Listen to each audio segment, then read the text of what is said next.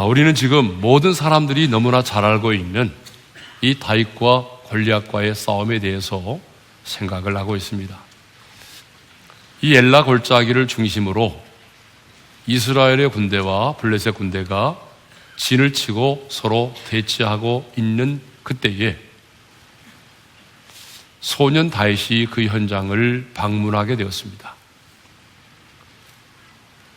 사울과 온 이스라엘의 군대가 그 어마어마한 무시무시한 골리앗을 바라보고 그의 입에서 나오는 온갖 조롱과 모욕의 말을 들으면서 크게 무서워 두려워 떨고 있을 때에 소년 다윗이 마침 그 현장을 방문하게 되었습니다.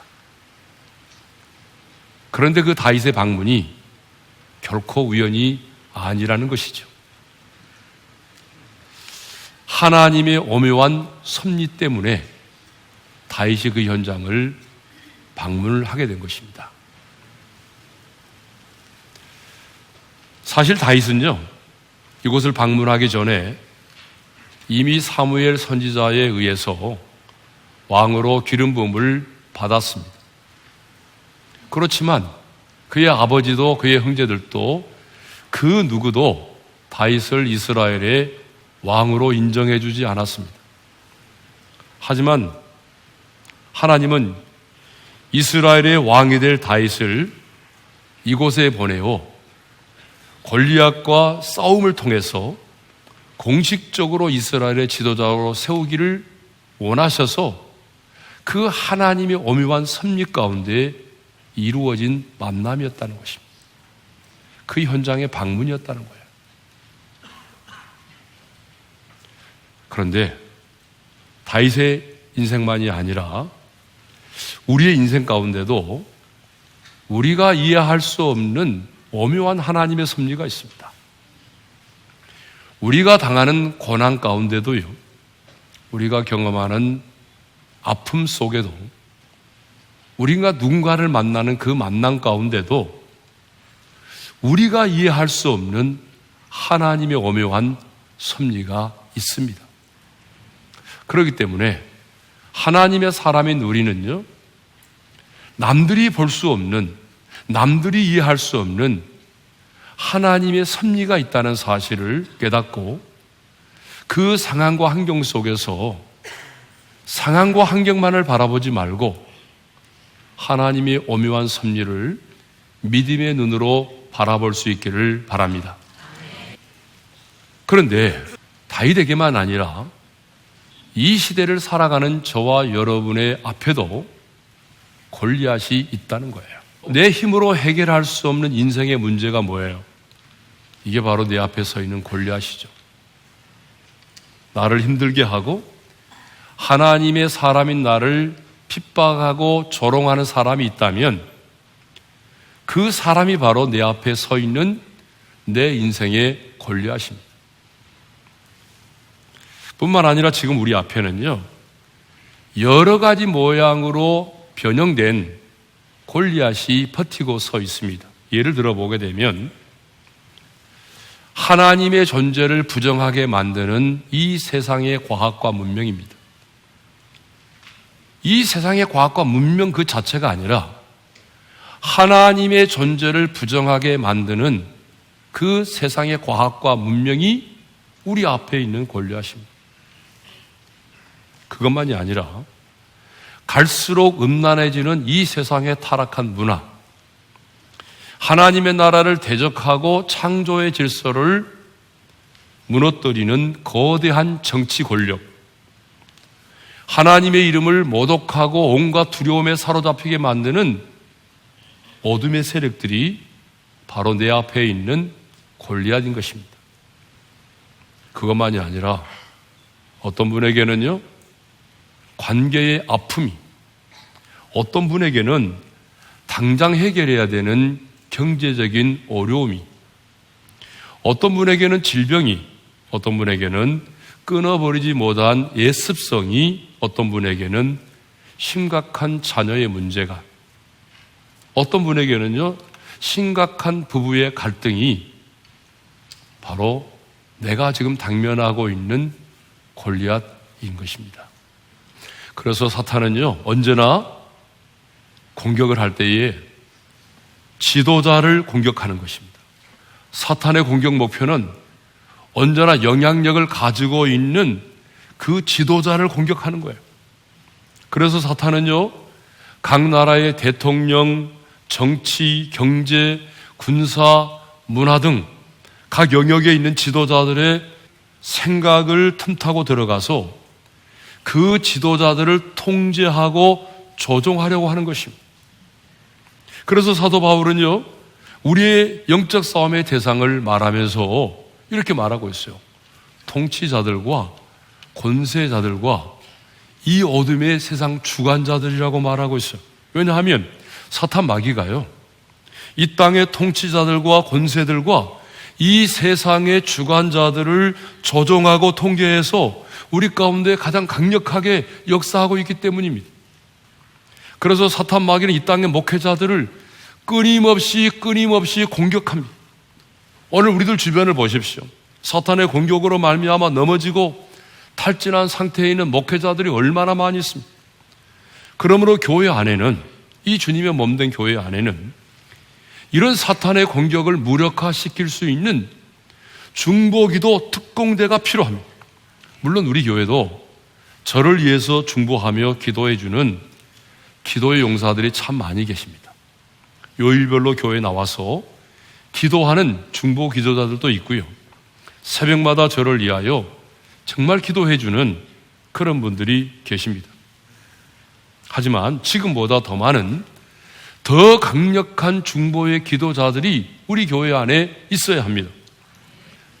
그런데 다윗이 거룩한 분노를 품고 골리앗을 향하여 나아가려고 할 때에 골리앗을 향하여 나아가지 못하도록 가로막는 방해 세력이 있었다는 것입니다. 다윗으로 하여금 골리앗을 향하여 도전하지 못하도록 막아서는 두 사람이 있었습니다.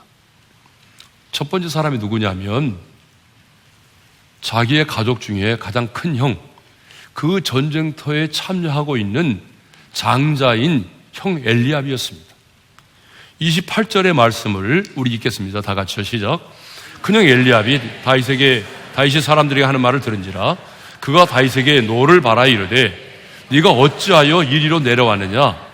들에 있는 양들을 누구에게 맡겠느냐? 나는 내 교만과 내 마음의 완악함을 아노니 내가 전쟁을 구경하러 왔도다. 큰형 엘리압은요, 막내 다윗이 골리앗과 싸우려 한다는 소식을 들었을 때에 어떻게 반응했어요? 노를 발하였다 그랬죠. 이 노를 발하였다고 하는 히브리 단어를 찾아보니까요, 코에서 뜨거운 바람을 내뿜을 정도로 화가 심하게 난 상태를 말하는, 그러니까 형 엘리압은요, 코에서 뜨거운 바람을 내뿜을 정도로 그렇게 화를 냈다는 거예요. 그러면서 이렇게 호통을 쳤죠. 네가 어찌하여 이리로 내려왔느냐? 들에 있는 양들을 누구에게 맡겼느냐? 여러분, 이 말이 무슨 말이에요? 너는 들에서 양들이나 치는 목동에 불과한데 왜 이곳까지 와서 설쳐대느냐, 그 말이에요. 이렇게 상처가 될 만한 말을 마구 쏟아냈어요. 그러면서 뭐라고 말합니까? 나는 네 교만과 네 마음의 완악함을 내가 안다. 여기서 교만은 뻔뻔스러움을 말하고요, 그리고 완악함은 잘못된 태도라는 뜻을 가지고 있거든요. 그러니까 형 엘리압은 지금 거룩한 분노를 가지고 골리앗과 싸우려고 나아가려고 하는 이 동생 다윗을 교만하고 완악하다라고 책망을 하고 있는 것입니다. 그럼 여러분, 왜 형 엘리압은 이렇게까지 동생 다윗을 향하여 화를 내면서 다윗을 책망했을까요? 나이 어린 동생이 실수해서 사회적으로 물의를 일으키면 어떻게 하나? 아니면 나이 어린 동생이 물의를 일으켜서 내 가문이 사람들의 입에 오르락 내리락 하면 어떻게 하나? 그런 염려 때문일까요? 아닙니다. 형 엘리압은요, 동생 다윗이 바로 얼마 전에 사무엘 선지자로부터 이스라엘의 왕으로 기름 부음을 받았다는 사실을 알고 있습니다. 그러니까 다른 사람은 이 다윗의 행동에 대해서 이해를 못할지라도 형 엘리압만큼은 충분히 이해를 할 수 있어야 되고, 하나님이 내 동생을 이스라엘의 왕으로 기름 부으시더니 이대 지도자로 세우기 위해서 아마 이렇게 하는가 보다 라고 생각하고 인정해 주는 것이 마땅하죠. 그런데 형 엘리압은 그렇게 하지 않았습니다. 왜 그럴까요? 그 이유는 자신이 큰 아들임에도 불구하고, 장자임에도 불구하고 자신이 왕으로 기름 부음을 받지 못한 것에 대한 아쉬움, 그리고 다윗에 대한 시기와 질투가 여전히 남아 있었기 때문이죠. 여러분, 누가 봐도 그 가문에서 이스라엘의 왕이 되려고 한다면 누가 돼야 되겠습니까? 장자인 자신이 돼야 되잖아요. 그런데 사무엘의 선지자는 장자도 아니고 차남도 아닌, 그때 그 자리에 없었던, 들판에서 양떼를 치고 있던 다윗을 불러다가 이스라엘의 왕으로 기름을 부었거든요. 그러니까 형으로서의 자존심 때문에 다윗을 더 호되게 책망하고 화를 내었던 것입니다. 여러분, 사탄은요, 다윗이 골리앗과 싸우면 다윗이 이긴다는 걸 익히 알고 있습니다. 왜요?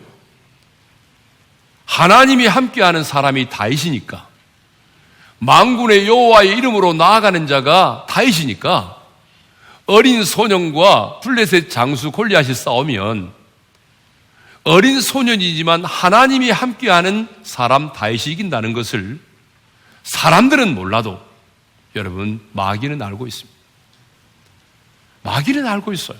그래서 아예 처음부터 마귀의 전략이 뭐냐면 골리앗과 싸움조차 못하게 만들어 버리는 것입니다.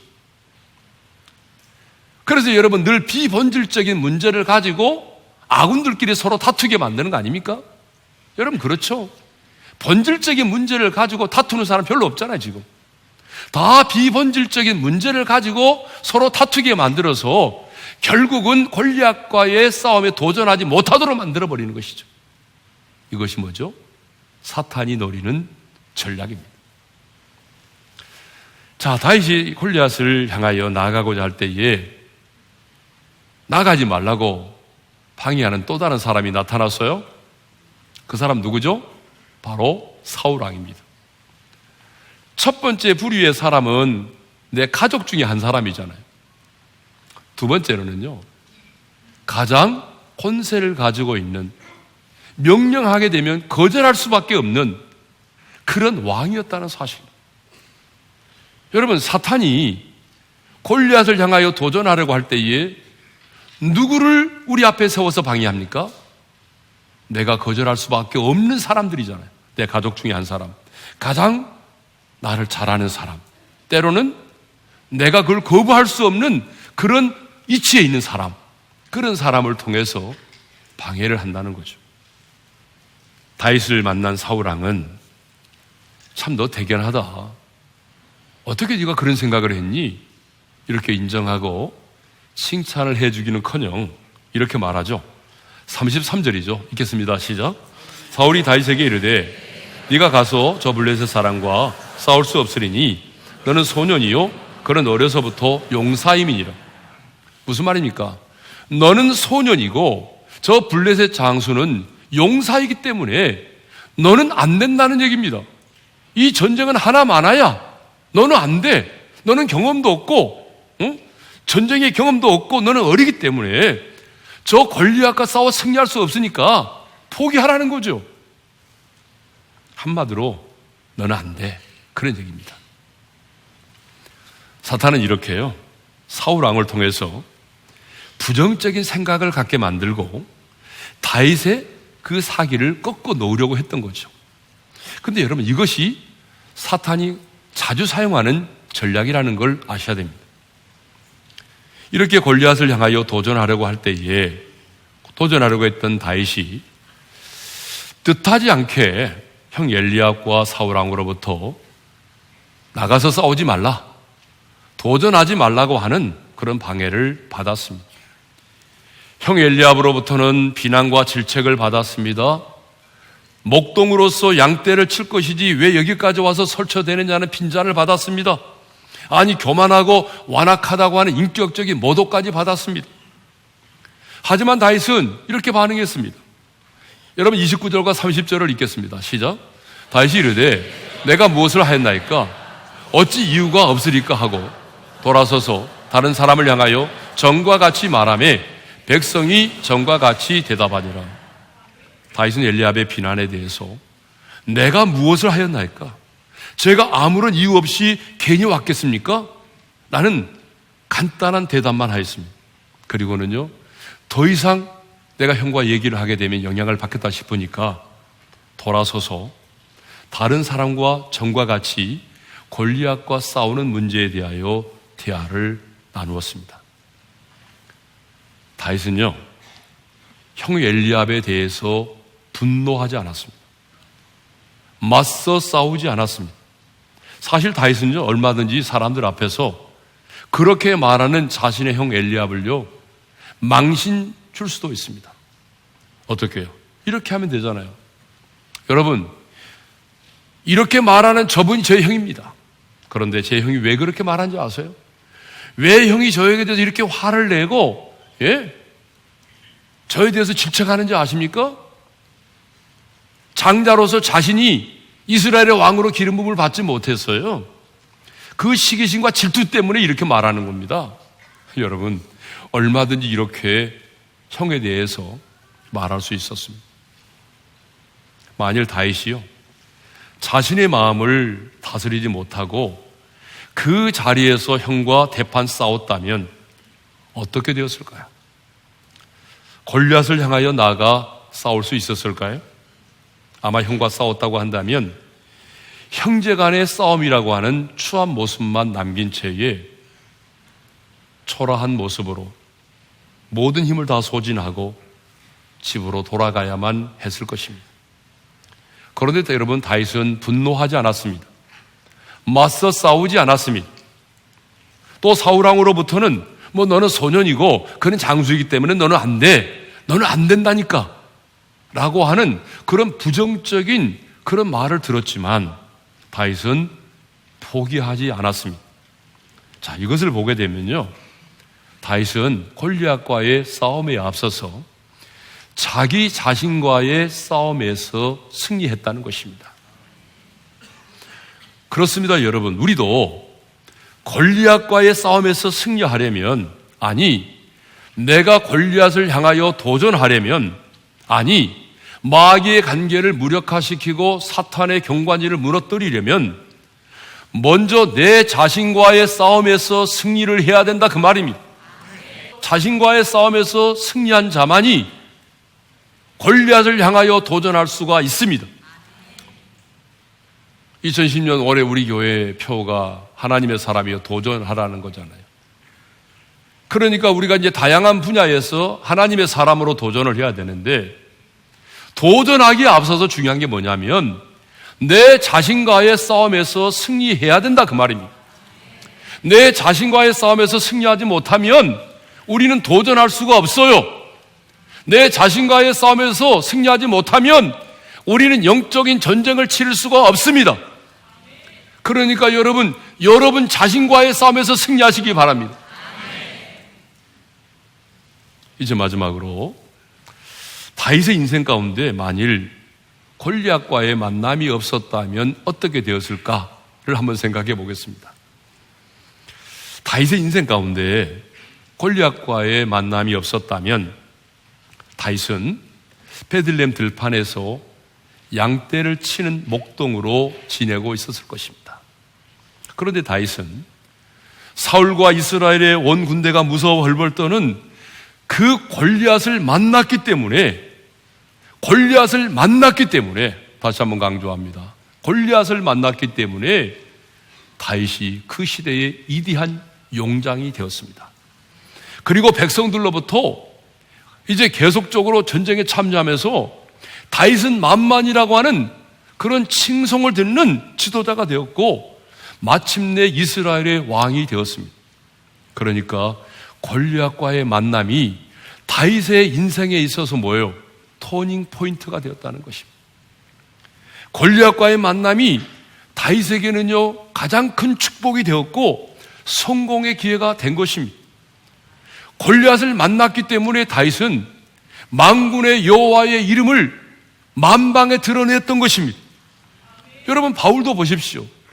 그가 유라굴로라는 광풍을 만났기 때문에 그 배를 타고 있던 275명의 사람들에게 구원의 소망을 줄 수 있는 사람이 되었습니다. 로마에 압송되던 그가 그 배에서 가장 영향력 있는 사람이 되었습니다. 만일 바울에게 그 유라굴로라는 광풍이 없었다고 한다면 풍랑으로 인한 고생은 없었겠지만 그런 배 안에서 계속적으로 제수의 신분으로 남아 있었을 것입니다. 여러분 요셉도 마찬가지입니다. 그가 보디발의 아내를 만났기 때문에 그리고 감옥에 갇혔기 때문에 꿈의 해몽을 통하여 애굽의 총리가 될 수 있었던 것입니다. 다니엘도 마찬가지입니다. 사자굴 속에 던짐을 받았기 때문에 바벨론의 왕과 백성들로 하여금 살아계신 하나님을 믿게 만들었던 것이죠. 여러분 이것을 보게 되면 믿음은 말에 있는 것이 아니라 우리의 현장에 있습니다. 그러므로 지금 여러분이 만난 지금 그 상황과 그 현장이 중요합니다. 하나님의 음성을 듣고 믿음으로 도전하는 사람에게는요 골리앗과의 만남이 내가 만난 인생의 풍랑이 기적의 현장이 될 수 있습니다. 지금 여러분이 처해 있는 절망의 현장이 소망의 현장이 될 수 있습니다. 사랑하는 성도 여러분, 지금 우리 앞에도 내 힘으로 해결할 수 없는 골리앗이 서 있습니다. 지금 우리 앞에도 내 힘으로는 해결할 수 없는 유라굴로와 같은 광풍이 휘몰아치고 있습니다. 지금 내 앞에도 내 힘으로는 해결할 수 없는 내 앞길을 딱 가로막고 있는 넘실거리는 홍해가 가로막고 있습니다. 하지만 지금 내 앞에 있는 골리앗이 지금 내 가정을 송두리째 흔들어 놓고 있는 이 인생의 풍랑이 지금 나의 가는 길을 가로막고 있는 이 넘실대는 홍해가 믿음으로 도전하는 하나님의 사람에게는 내 인생의 터닝 포인트가 될 수 있습니다. 아니, 지금 내 앞에 있는 골리앗이 내 앞에 있는 홍해가 아니 내 인생을 송두리째 흔들어 놓고 있는 이 유라굴로와 같은 광풍이 저와 여러분의 인생에 여러분의 가정에 더 큰 축복의 기회가 되고 하나님의 살아계심과 하나님의 위대하심을 드러낼 수 있는 절호의 기회가 될 수 있습니다. 우리가 이것을 확신한다면 이 사실을 우리가 믿음으로 받아들이고 이것을 우리가 확신한다면 역설적이지만 내 앞에 있는 골리앗이 크면 클수록 더 좋은 것입니다. 내 앞에 있는 풍랑이 크면 클수록 더 좋은 것입니다. 왜요? 그것은 내 앞에 있는 골리앗이 크면 클수록 그 골리앗과의 만남이 내 인생에 더 큰 축복이 되는 것이고 더 크고 위대하신 하나님을 드러낼 수 있기 때문인 것입니다.